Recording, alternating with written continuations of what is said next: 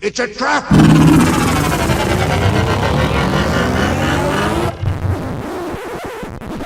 Oh, I'm sorry. Did I break your concentration?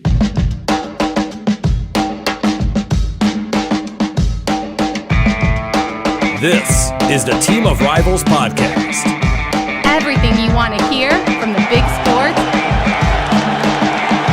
to the big screen. He's all by himself, fires into the end zone. Caught! Touchdown! No! Vaughn into the windup in his first offering. Just a bit outside. He tried the corner and missed. Doesn't like you. I don't like you either.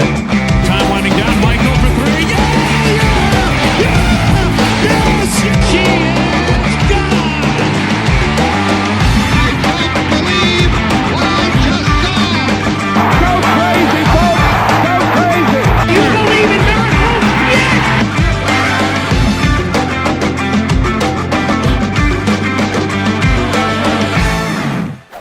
You may fire when ready. What?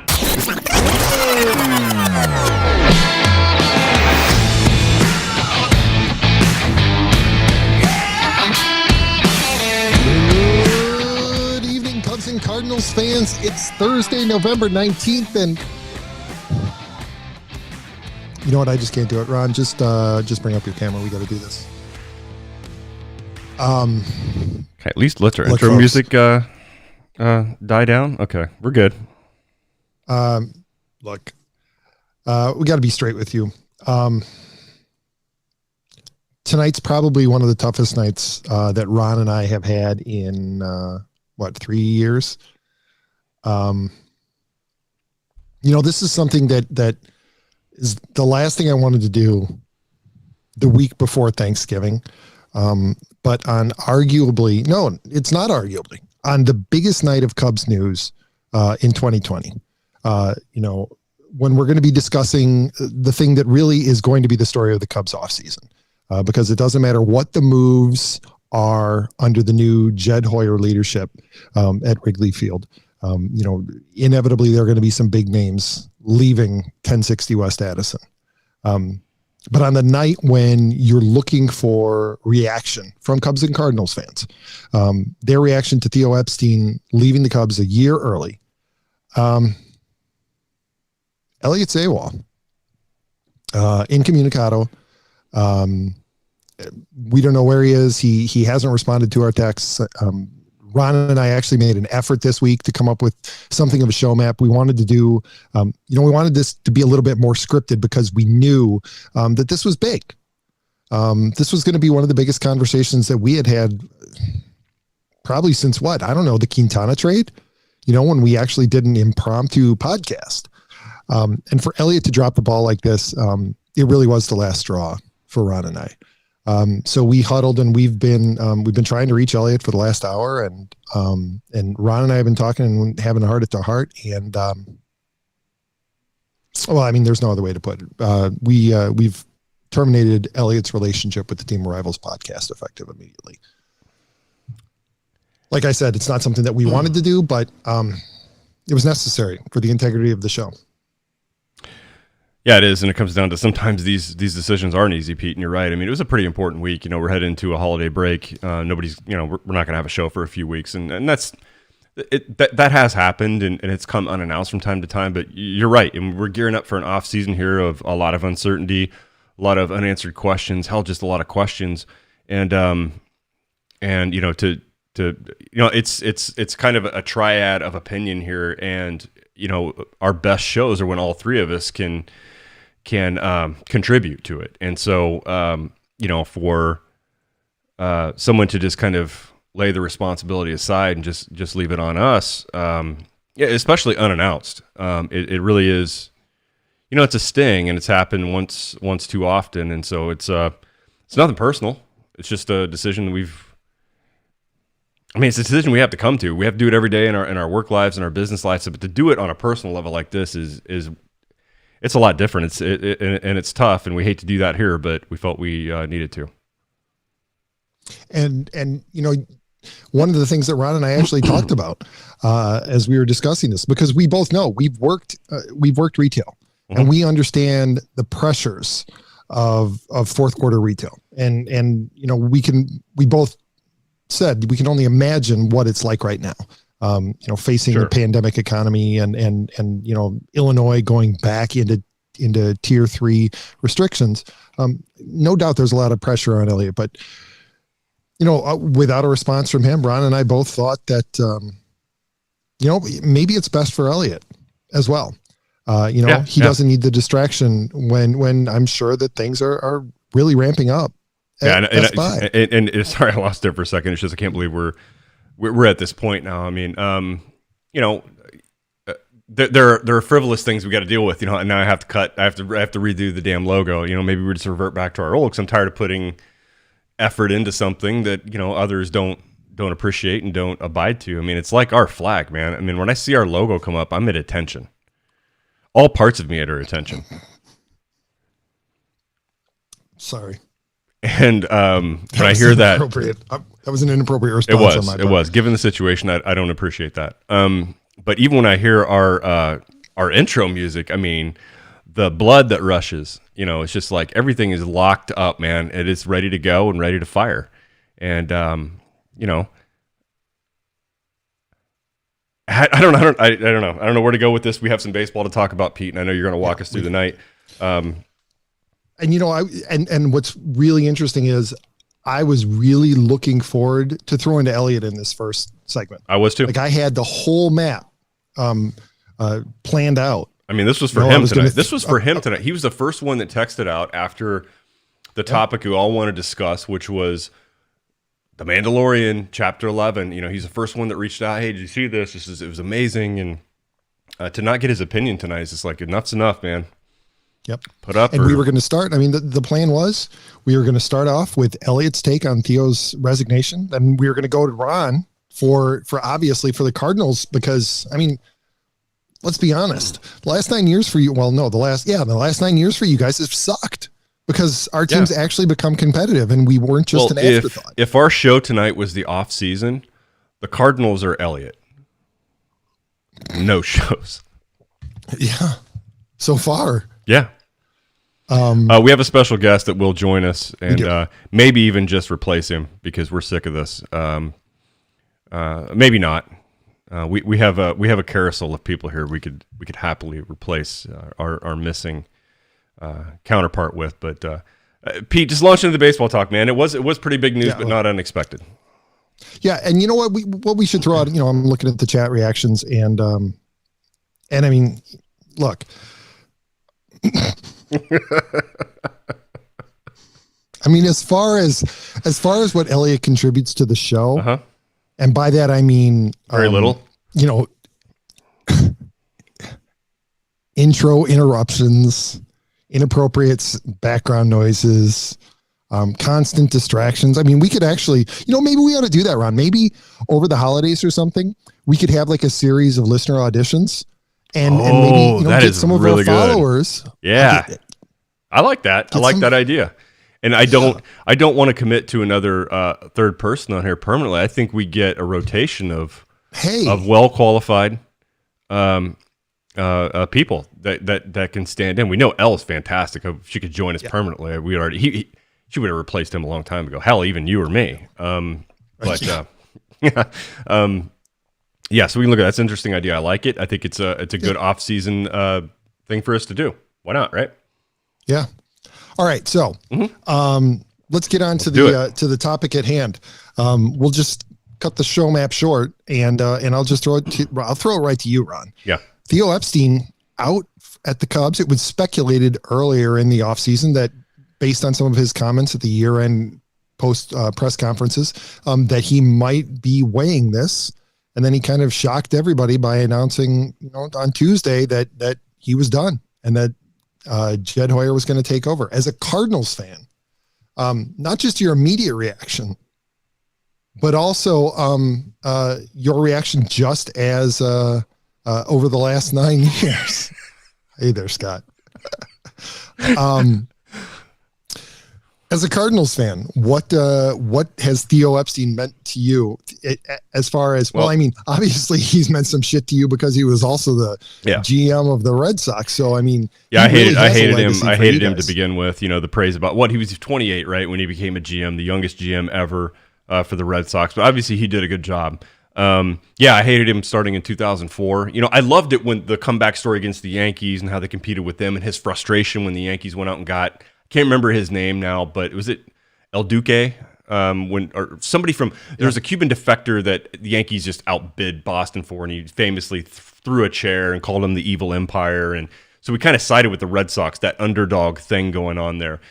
But then when they finally did it, of course they did it against my Cardinals, and I didn't hate the team then. I'm like, this team has suffered for so long, hasn't been there. You know, they've fallen short. The whole Buckner incident and all this other stuff. I'm like, all right, so they did it against our guys. No big. Okay, it is what it is. Fine. But when they did it again in 2007, just 3 years later, and you got that stupid ass Jonathan Papelbon, that celebration he did in front of the plate. He did like the Clay Matthews thing, like the arms wide, you know, and growling and howling. And I'm like, at that point, I'm about 99.97%, like a HEPA filter, sure, that I fucking hate this team. And I don't like Theo. I don't like his youngness and everybody drinking his piss out of the urinal. And then I really hated him. I didn't hate him in 2013. Hell, he wasn't there. But in 2013, it cemented my dislike for Boston and Matt Damon. That 2013 team was his. That was essentially right. It's what he left behind. Yeah, you're absolutely right. But I didn't like the Red Sox at that point. I hated Matt Damon after that. Hated Ben Affleck even more. I didn't even like Good Will Hunting anymore, which is a fantastic movie. I don't know if I'll ever watch it again because I'm so sick of the Boston thing. But that's just me as a sports fan. You know, I've been stung by him twice. When Theo was hired by the Cubs, and I believe it was just around 2011 or pre-2011. You know, I remember the cover of a magazine, him standing in front of the Ivy Wall out in Wrigley. You know, he's going to change everything here, and I'm like, fuck, he probably is, because if you go back to something I said, Pete, after they won in 2016, we knew his contract was coming up and there were some issues with the roster and money they've committed, and you got a bunch of free agents coming up after 21. If you recall, I'm not going to go back and find this soundbite, but I told you, Theo's that kid, was excited to build that Lego set. Once he built it, he's ready to build another one. And so, I know that somebody had written an article, I don't know who it was recirculated around on Twitter about, hey man, this guy's really good about coming in and building an organization and redoing things. We don't know his track record of sustaining it because he's never been around long enough after he's built it. And so that's where it came to me. And sure enough, man, it happened again. Maybe not exactly like I said, but I suspected this, that is their interest level lost because I couldn't build something new? I'm the one that changed things. There's an excitement to that. But once I've changed, do I really want to be here for another 10 years? I want to go change something else.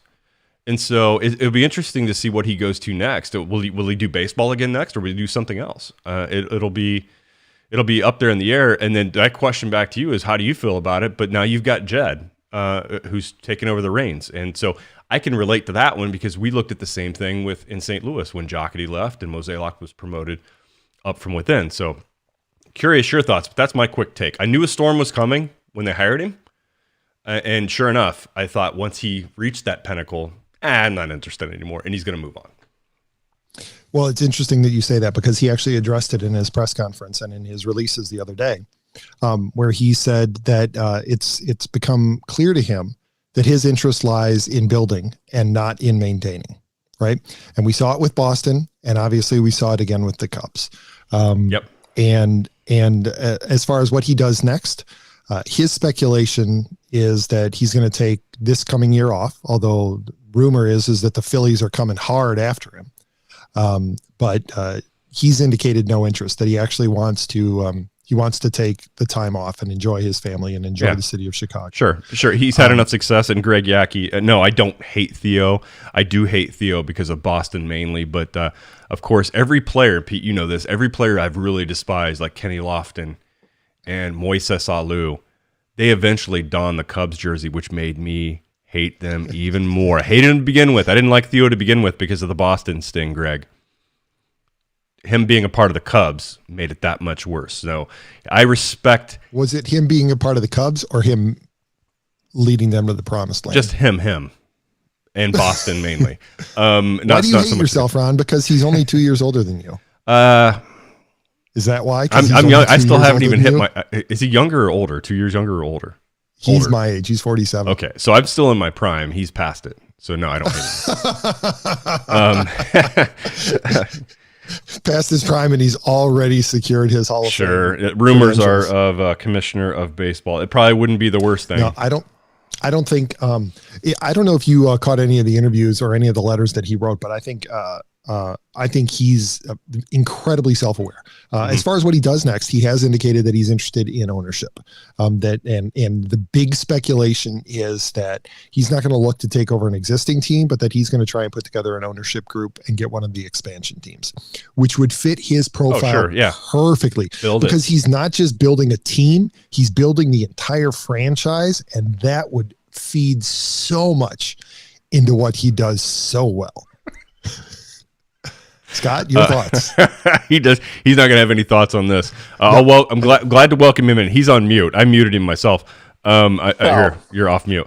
But as far as let me give you that take on it. Okay. Please do. Have you ever been to the dentist and they haven't given you any sort of injection so you can feel just the pounding, the drill? Yeah. That's what's going on in my ears right now. Because we're talking about sports ball. Yeah. Okay. I don't know what you guys are saying. Well, I don't know what you're saying. But here's the interesting thing about it, Ron, Yeah. is that your brother is so tuned off to sports that we actually haven't talked about sports. We've talked about leadership and executive management. We could be talking about Jack Welch. Yeah, we could be talking about. But Pete, if there's any Mark thread Zuckerberg whatsoever that ties back to a sport or anything, that dude is out. Yeah. He's checked out, and Scott is on here to talk to us about another subject matter. This is my brother. He's been on here before, and he has to suffer through probably 20 to 25 minutes of the show as we start out, because we are going to touch on baseball. We're going to move off of it onto another topic here soon enough, but I brought him on, of course, to set up the shots here on the old Wirecast. I had to have him log in earlier, so he's got to sit through this. And so do you just want me to give you a hand signal when we're ready so you don't have to hear the sports ball talk, or what do you want me to do? No, it's fine. I'm just getting key phrases, so eventually I can stumble through if I have to talk to another guy about baseball. I'll tell you what, when we're ready, I will play the Mandalorian theme. Okay? Okay. And so you'll be able to hear that. That'll be your cue. That'll be the cue, and you can wake up. All right. All right. Hey, So back to Theo. I tell you, I would love to see him end up as commissioner, because a lot of the things that he mentioned in his press conference and in some of the letters that have been leaked out to his friends and to the Cubs staff, I tell you, Ron, he's very much like us. He acknowledges that he very well may be. Theo acknowledges he very well may be part of the problem with baseball. He's been so analytical, and he really did lead the change and the charge in baseball to more of the three true outcomes. But he's readily willing to acknowledge that the game is less entertaining right now, that it may be a game that is more conducive to winning. Mm-hmm. But what he says is, what we have to remember is baseball is entertainment. Yes, it's about winning, but it's about entertainment, and it's about the fans. And if we're not entertaining the fans, they're not going to come, and we can't continue to play the game. So I would love to see somebody who has that kind of awareness in the commissioner's office, because I really would, based on what I read this week, I would feel great if he was in the commissioner's office, because it would feel to me like you or I was there. Somebody who has a facility with the numbers, who can read the analytics and everything, but who also understands the ramifications of the changes that he's made on the game. So yeah, I'd love to see it. From a Cubs fan point of view, you knew Tuesday was coming. Didn't know that it was coming this year, but we knew that sometime in the next year it was coming. And it's bittersweet, because you're right. I think that there may have been a little bit too much of an attachment to the existing roster, and I think that it's going to be a lot easier for Jed to be that guy. I think the one difference, I will say, between the Jed ascension and the Mozeliak ascension is Jed's done this before. Jed ran the Padres for a couple of years before Theo plucked him out of San Diego and brought him to Chicago. So this is not his first time. And apparently Jed was the one who really pushed for the changes in player development that the Cubs implemented last year, or at the end of 19. A lot of the pitching infrastructure and stuff. So Jed's going to go in a different direction, and I have a feeling that he is perfectly willing to cut bait on some of these. I would not be surprised to see Bryant and or Contreras go, because those are the ones who probably have the most value. And I wouldn't be surprised to see Baez out there as well. I think we're going to see a radical reshaping of the Cubs roster between now and April. And honestly, I welcome it. Well, you know what, in a normal environment, Pete, I would totally agree with you. But I think the uncertainty of next year, revenue, what you're willing to take on, could have something to say about all that, right? I think under normal circumstances, I would be expecting the same thing you are. I don't know what this climate, or how this climate, I should say, is going to affect anything.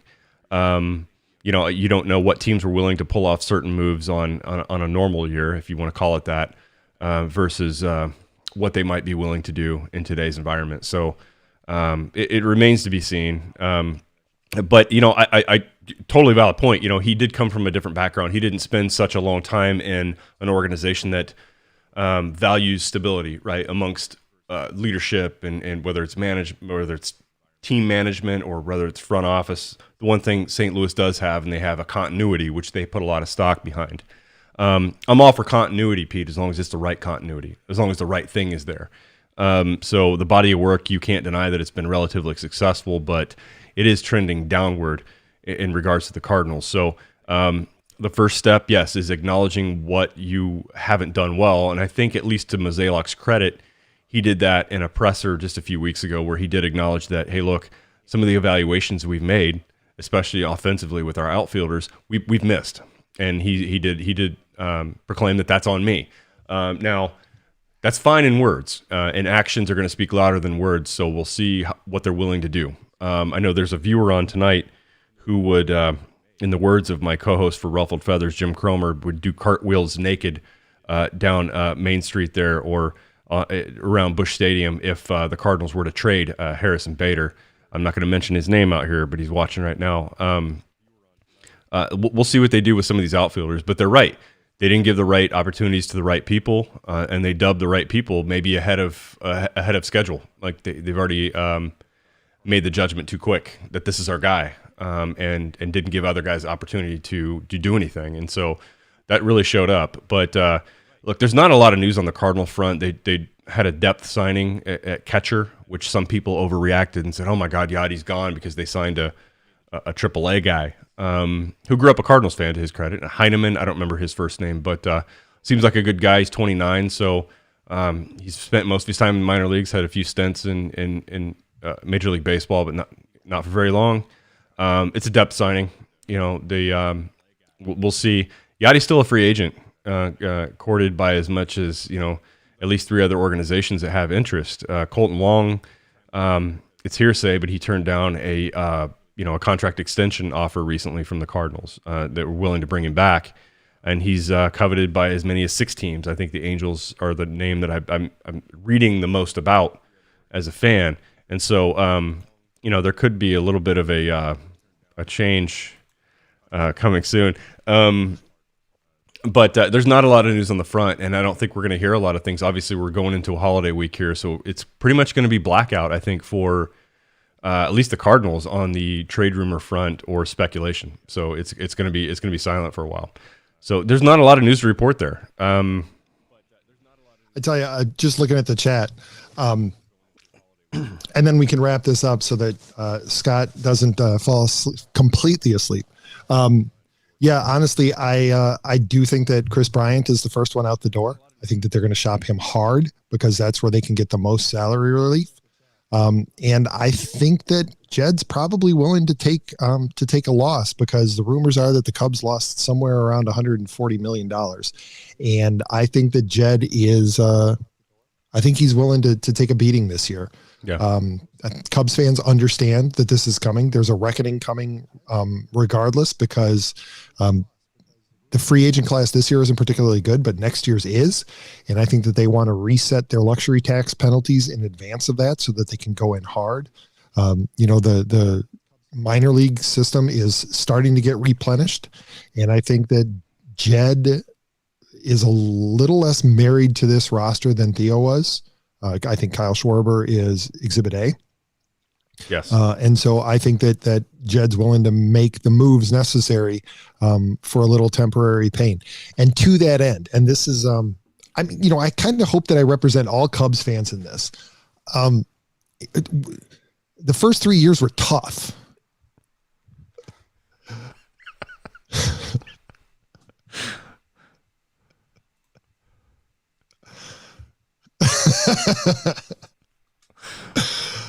The first 3 years of the Epstein-Hoyer administration were tough, but they were necessary. We knew that they were coming. And Ron, I remember us talking about it before we started this podcast. 2015 felt like a goddamn blessing.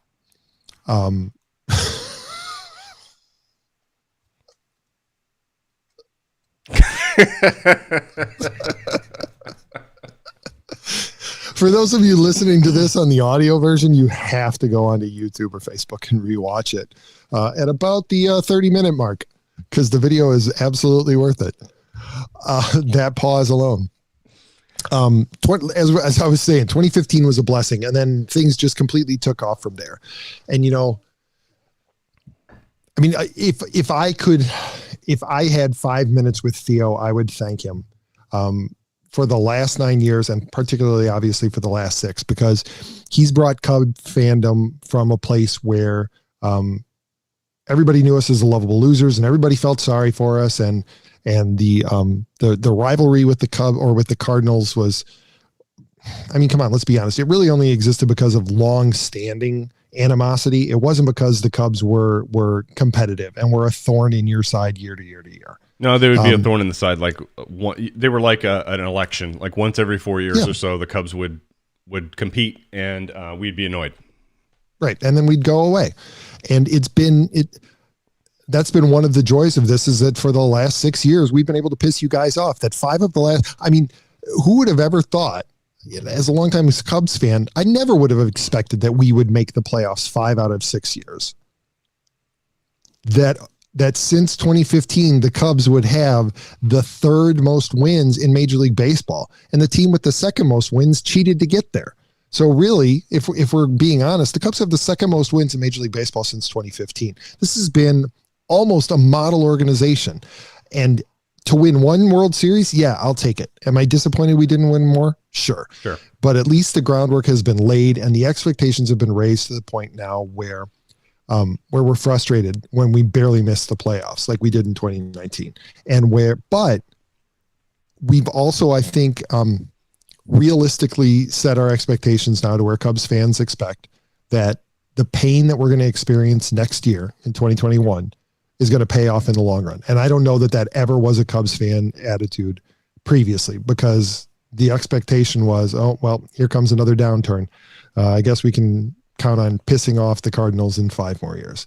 And I'm glad that those days are gone. And for that, all credit to Theo and to the organization that he established. And we're going to miss him. I look forward to seeing him down the road. And, I'll be leading the charge when the rumors start that he's being considered for commissioner of baseball, because I think when that day comes, he'll be a good one.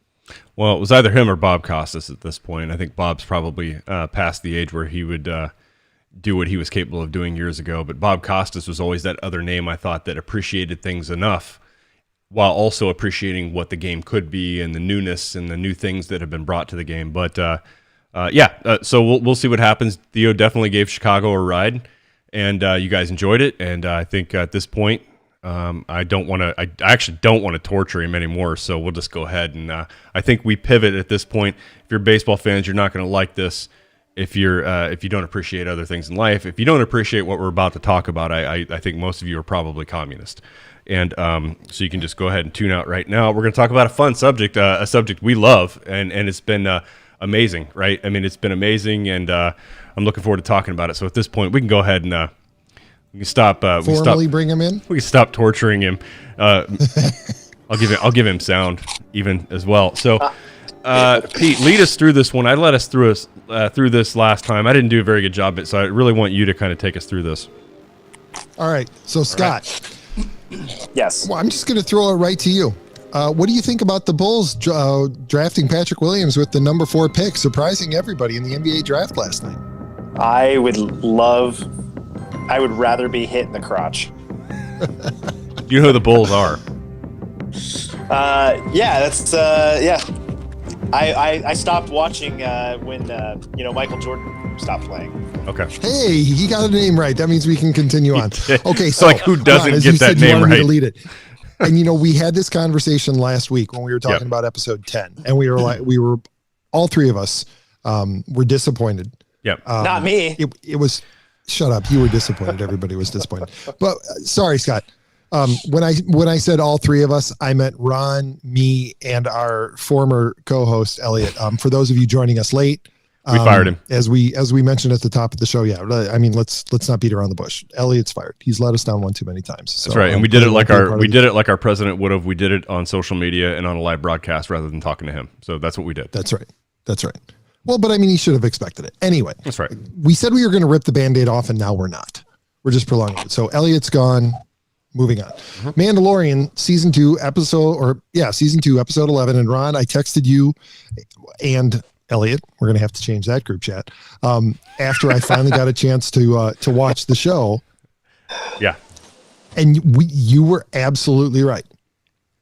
You thought that the payoff was going to be weeks down the road, and we were going to look back and be like, oh, episode 10. No, you know what this was?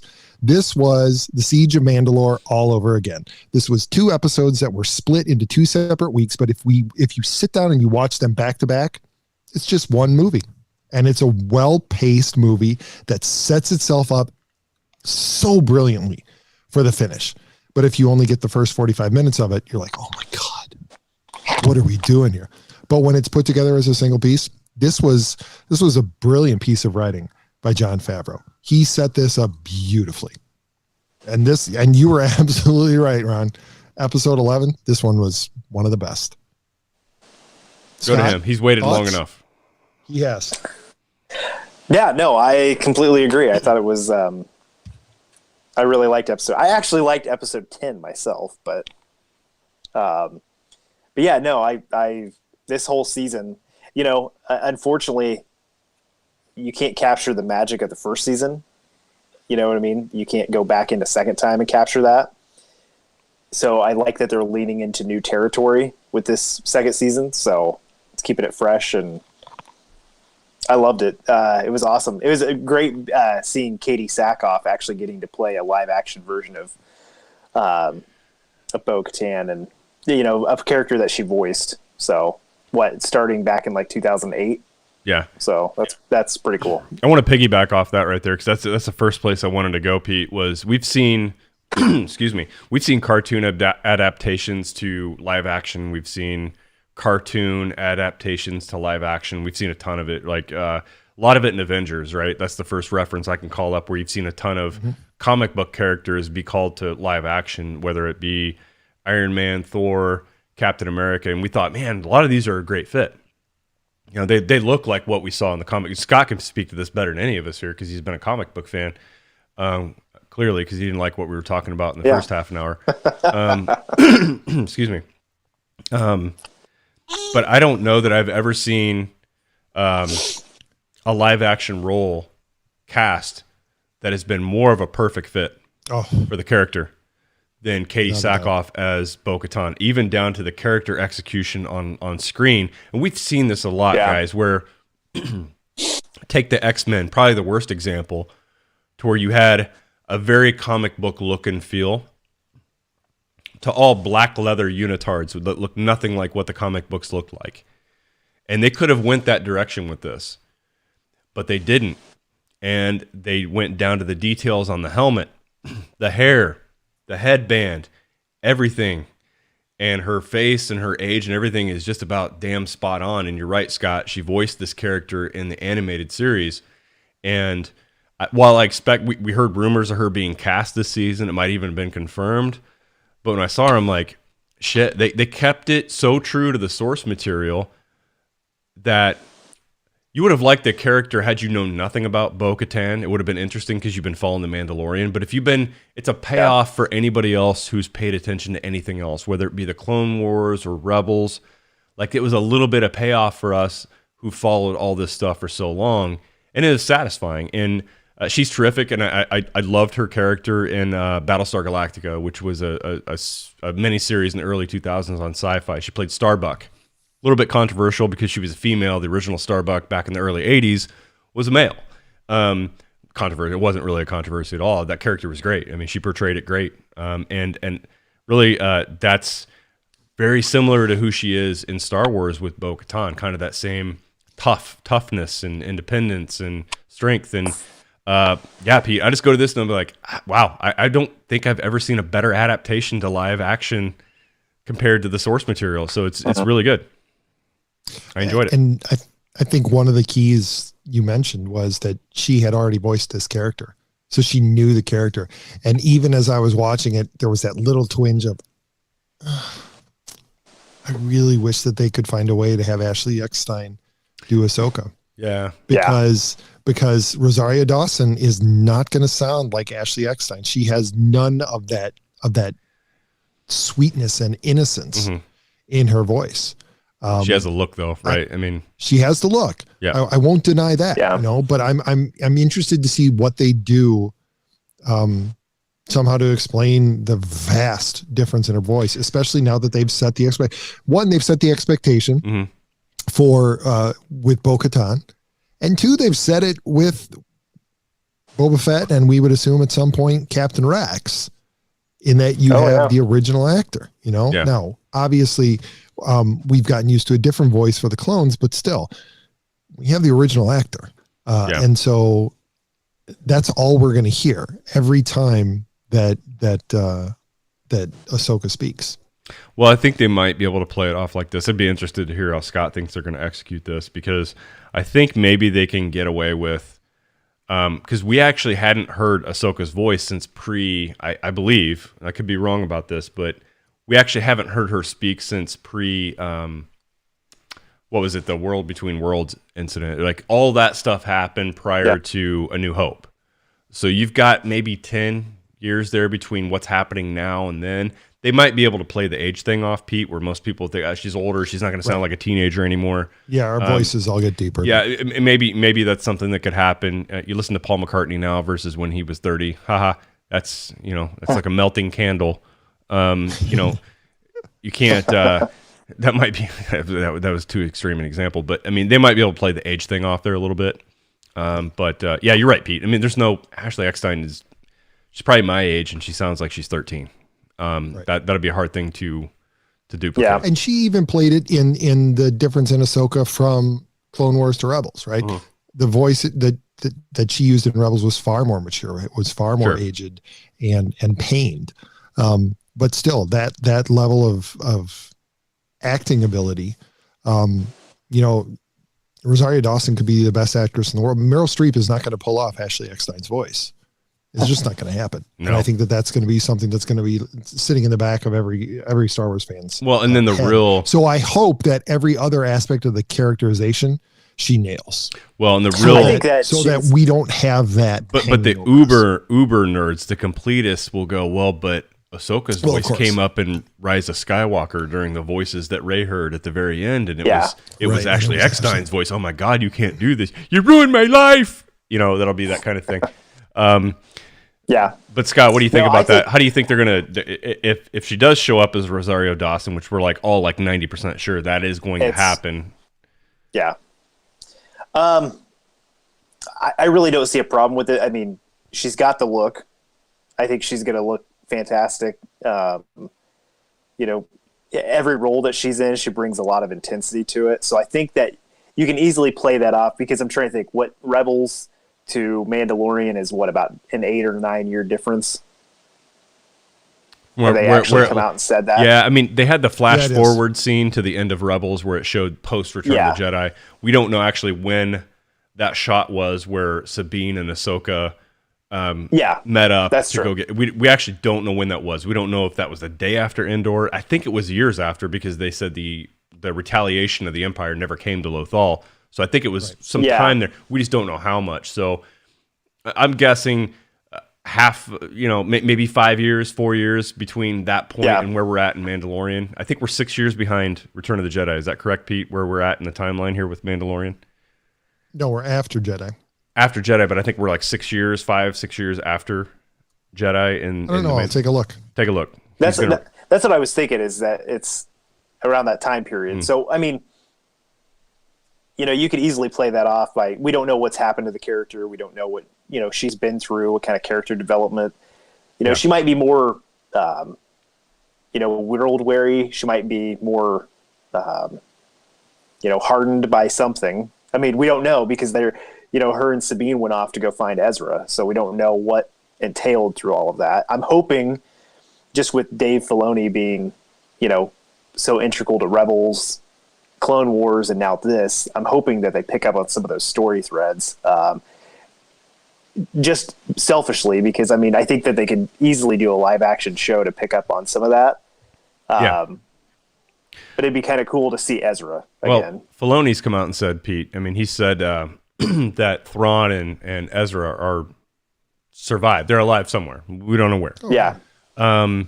But what's interesting about this series, Pete, is as we get farther into it and you get these threads back to Bo-Katan, who had a tie to the Clone Wars, who had a tie to Ahsoka, that knew who Anakin Skywalker was, knew who Obi-Wan was.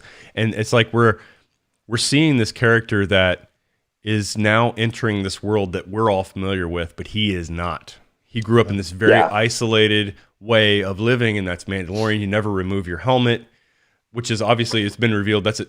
The Mandalorian culture, they exist in different ways depending on which kind of faction you're with, right? So his obviously is a very extreme one, where you don't remove your mask in front of anything living, where obviously when he saw Bo-Katan and her two companions take theirs off, he stopped in his tracks and immediately assumed they're not Mandalorians because they took them off. And then she put him in his place, which is a total Katie Sackhoff line where they gave her, she shut him down quick. And but what's interesting about this and what's kind of cool about it is we're seeing it, Pete, where somebody new who's not familiar with it is now walking into this world that we're all familiar with. I think that's kind of a neat thing that we're seeing there that I think can be overlooked if you're just kind of caught up in the scenery and the action and the cool stuff. It's like he's completely clueless. Although he's lived in this world, he's now entering the things that we're familiar with. Yeah, and it was, it was clear, a lot of callbacks, which I really appreciated throughout this episode, right?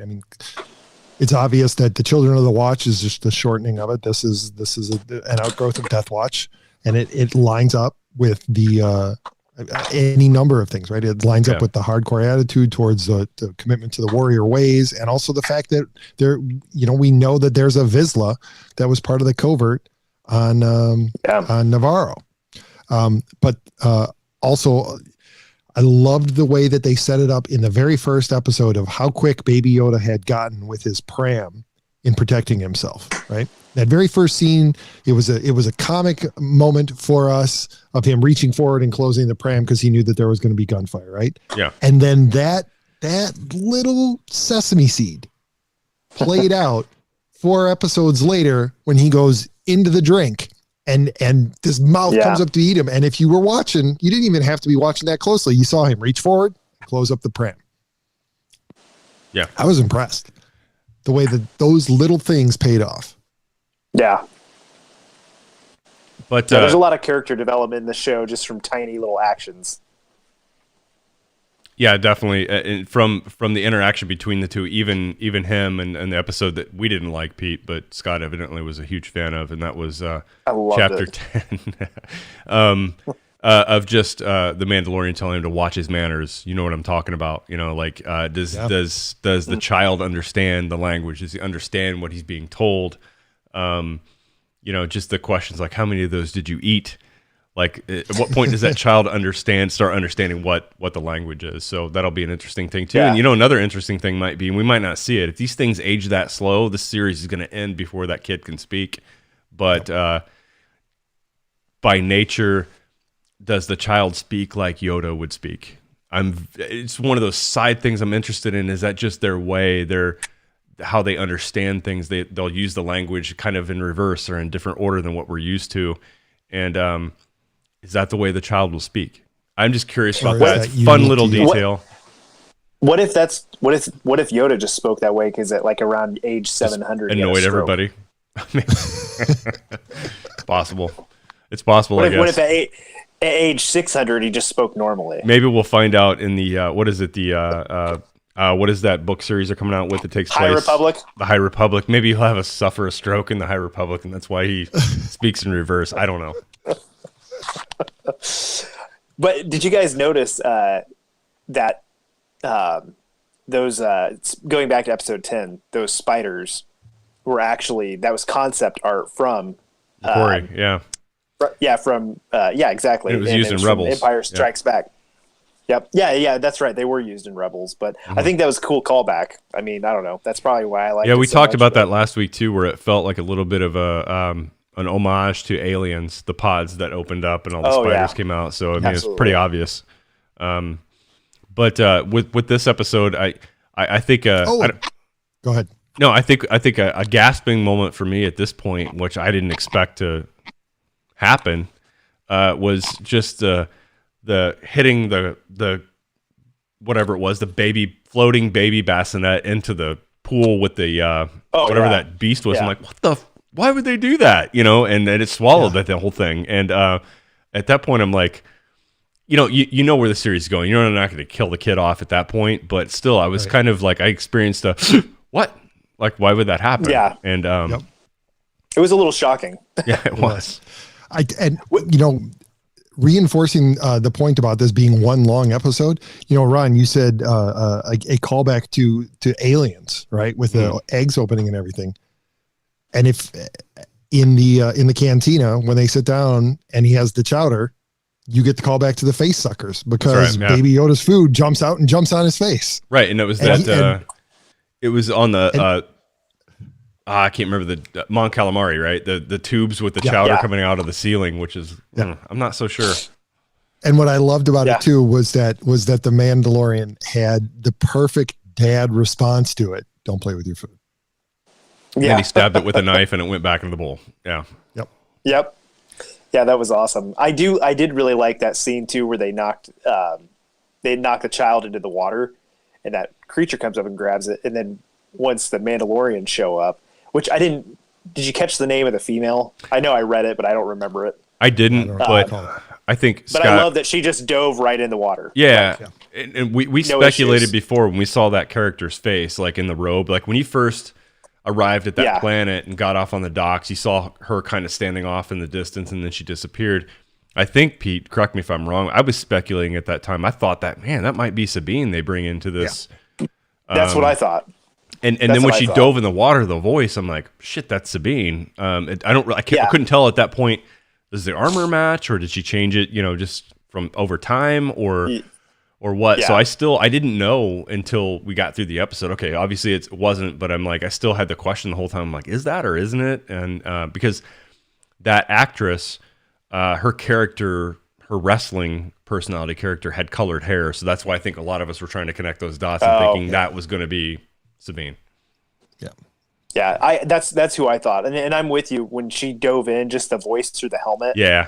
Sounded so much like her. Yeah, because she said on it, and I'm like, I swear I've heard Sabine say that in Rebels, but obviously it wasn't, and I'm fine with it not being Sabine.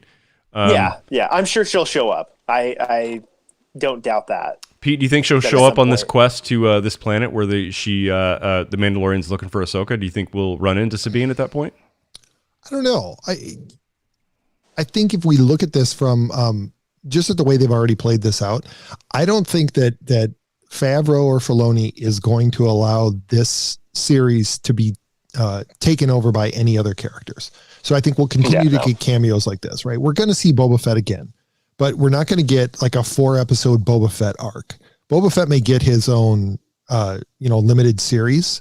And I would imagine the same thing for Ahsoka, probably for Thrawn and Ezra. Like, we'll get cameos, and that'll be the opportunity for Disney Plus to create content. But I don't think that this is going to stray anything away from the story of the Mandalorian and Baby Yoda. and everybody No. else is just going to be brought in to serve that story and to advance that story. Yeah. So yeah, we're going to see Ahsoka, but Ahsoka is going to provide. She's going to provide the wisdom. She's going to move the plot along. She's not going to become a major actor in the plot moving forward the way that she did in Rebels. I mean, that when she was a part of Rebels, she was very much part of moving that plot forward, even though she wasn't one of the 5 main characters. Yeah. To Filoni's credit. That's exactly what I thought. Go ahead, Scott. I was going to say that's exactly what I thought, that, you're going to see these characters come in just to add to the story, to highlight certain aspects of the whole universe, but essentially it's Din Djarin's story and Baby Yoda, and I think that I kind of wondered when they hired Rosario Dawson. I think that she's such a good actress. I figured that this would probably end up being just touching on the character, but then we'll see her own Disney Plus series down the road. Which I think, out of all the characters that come out of Star Wars, I mean, if anybody who has watched Clone Wars or has watched Rebels, just so she's had that character development. She's such a strong character compared to, even all the new ones. They had 3 movies to develop new characters. Ahsoka is just by far a much more developed, more well-rounded, and very thoughtful character. Yeah, well, she's had time and she's had exposure through a streaming series, right, where she's been able to evolve. Whereas in a 2-hour movie, even 3 of them, you have to accelerate that, right? Even Luke Skywalker's journey in the original trilogy was that pace was quickened because you only had 6 hours with it, basically. When you have that much time with the character, you have way more runway to develop them, right?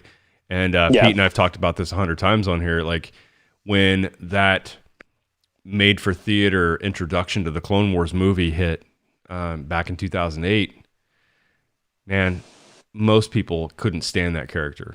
Like, who would ever talk to the future Darth Vader like this, or Anakin Skywalker, this legendary name we know of that was a great Jedi? Like, who the hell would ever pop off to him?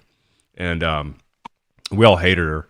And then it took a couple seasons into it where the character started growing on everybody. And then it evolved to when she walked away from the Jedi Order. Then when she showed up back in the Rebels, we were all like, holy crap, what a great thing to see. And then she became part of the rebellion, in the background, but a part of the rebellion. And then, of course, into the series Rebels. So, yeah, I agree with you, Scott. And Pete, I'm interested in your thoughts on this too. I agree with Scott that she will help send him on his way, but not... This series will not be taken over by former Star Wars Rebels characters or former Clone Wars. Yeah, I think they'll help connect dots to the past to give it more purpose, give it a little bit more depth. But I think obviously this story is about him, and it is about the child, and I'm interested to see where that goes. So I agree that this reeks of a spinoff story for her. Possibly even for Boba Fett. Although I was perfectly happy with Boba Fett dying when he did, but it's interesting that he could be back now. The whole tying up those loose ends with Thrawn and Ezra are fascinating to me because Pete, I know when we recapped the end of Rebels here, we were all like, shit. I mean, I know this is a cartoon that was, if you looked at it from a marketing perspective, like, this is for young people. We want to get them into the Star Wars universe and everything. But I mean, seriously, some of those story arcs were some of the best Star Wars stories we'd ever seen. Yeah, they absolutely are. Yeah. One of the things that I trust is that Ahsoka is so close to Dave Filoni's heart. I mean, you look at it really. You can plot his development as a storyteller it's a 1-to-1 comparison with Ahsoka, right? Yeah. Because he was a young writer. And I think that that's part of the reason why she had that character is because he hadn't yet learned how to write. And as he got to be a better writer, she got to be a better character. He hired into Lucasfilm as a storyboard director. He was just an artist. He wasn't a writer. Right. but he's got that in him. And so she's developed. And so I think that he's going to be very, very protective of her. And I think that he's not going to allow her to be used to manipulate fan sympathies. And I don't think that Jon Favreau would want to do that anyway. But also, I don't think that he's gonna push forward on an Ahsoka project with Disney until it's the absolute right project. Yeah. And I think that he's built up the credibility at this point to where he'll be able to resist. Yeah. You know what I appreciate about credibility. Yeah. I was totally surprised when the credits ran to see there was Bryce Dallas Howard who directed this episode. I 100% Holy agree. shit. Yeah. Because she directed, what was it, the 4th episode of season 1, which wasn't. It was the one with the walker, the farm, the where they thought they would settle down, but there was a ATST. Which funny thing about that, if you're a total over the top fanboy, which I can allow myself to be if I go overboard, the Ewoks were able to take out ATSTs with a couple logs. Yeah, and you guys were petrified of this thing, and so yeah. Anyway, tiny little detail there, doesn't need to be brought up. It's not a big deal. That wasn't one of my favorite episodes of season 1. Neither was episode 5, the gunslinger, although I appreciated the end where they went with it.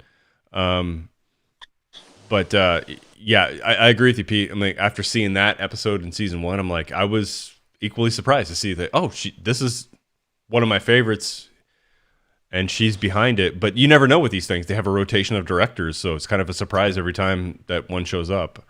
I mean, I guess to us that don't necessarily go seeking out spoilers every week to see who's directing, who's on the slate to direct everything, which I don't. So yeah, I'm kind of with you on that one. This is a good episode. One of my favorites.